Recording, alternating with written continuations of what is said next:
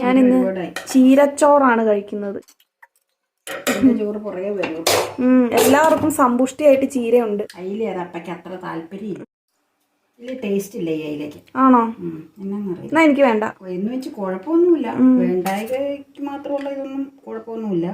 Taste കുറവാന്ന് ഞാൻ പറഞ്ഞതേ ഉള്ളൂ. Last pickle. അമ്മയ്ക്ക് ഇപ്പൊ തന്നെ എടുക്കും കേട്ടോ. ഇവിടെ കറിയൊക്കെ ഇരിക്കണോണ്ടാണ് അങ്ങനെ വെച്ചത്. ഇതാണ് എൻ്റെ ചീരച്ചോറ്.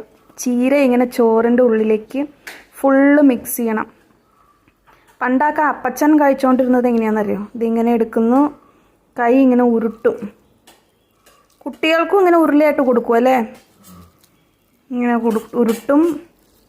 ഇങ്ങനെ മൊത്തമായിട്ട് അമ്മ വെച്ച് കഴിക്കാം. അല്ലെങ്കിൽ അപ്പച്ചൻ്റെ തൊട്ടടുത്തുള്ള ചാറിലും ഒന്ന് മുക്കും, എന്നിട്ടാണ് കഴിക്കുക.